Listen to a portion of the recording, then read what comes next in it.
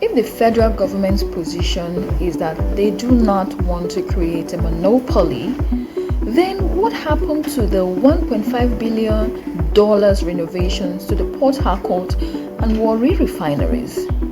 Wouldn't that be the best way to break the so-called monopoly they are alluding to as the reason for all this brouhaha, rather than exposing our inadequacies to the world? Why continue to make us a global spectacle of embarrassment? What kind of inept government publicly admits its incompetence and inefficiency in managing state resources? With this kind of attitude, which foreign investor will want to come to a country where we vilify our own citizens just for political interests? Mind you, inflation is at an all-time high and unemployment is hitting unprecedented numbers. Do I want a Dangote monopoly? Certainly not. We all can attest to the damage monopoly does to a society. But what options has the federal government given Nigerians in the wake of the actual death of all 4 refineries? In all the decades I've left, no millennial grew up to meet a functional system. All we have ever known all our lives is excuses, pointing of fingers, accusations, and a completely corrupt system that seeks to intimidate those who dare to ask questions. I, as an ordinary Nigerian, is asking questions. I won't be surprised if they come out tomorrow to insist I am an Obi supporter who just wants to see the federal government fail. The best answer for your haters is results. Show us the results in the lives of Nigerians, not on paper. Has the price of garri gone down? What of rice? Beans, which used to be called poor man's food, is now a prized commodity. Yam, food for the gods.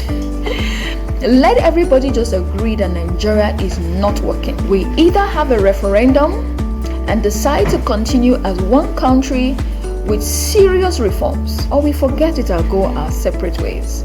So coming out to tell youths don't protest is ludicrous. I cannot in good faith tell any youth not to protest. Just be orderly. Don't go about destroying lives and properties. It's your fellow Nigerians who will suffer if you must protest. If you must protest, protect yourself. Remember that the society has deliberately bred the bootload of hoodlums, agberos, or touts who can be used to infiltrate your protest. Remember NSAS. Every Nigerian should be suspicious of this government until they prove to us that they are really for the people, with their results. Enough of all these unnecessary rhetorics, heating up the polity and whipping up ethnic sentiments. Let all those our brethren who haven't been able to pay their children's school fees nor feed their children properly, but voted on the sentiment of Emilokon, remember that Emilokon is not going to pay those children's school fees, nor feed them, nor pay their rent, neither is he going to pay their transport fare and other utilities.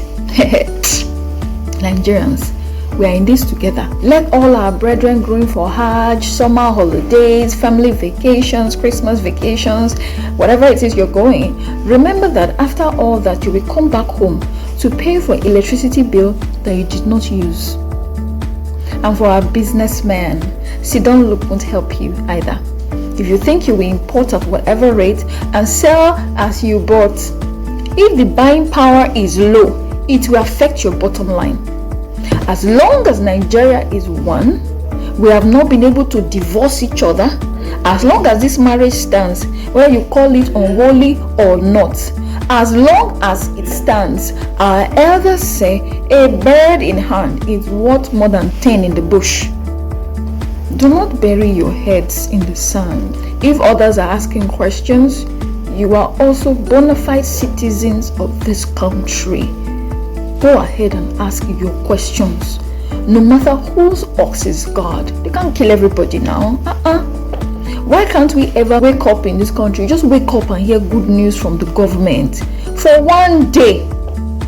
Rather, it's either one controversy or the other. I'm tired of giving excuses to my kids for our avoidable failures as a nation. There is God, though. People should fear God. People should fear God.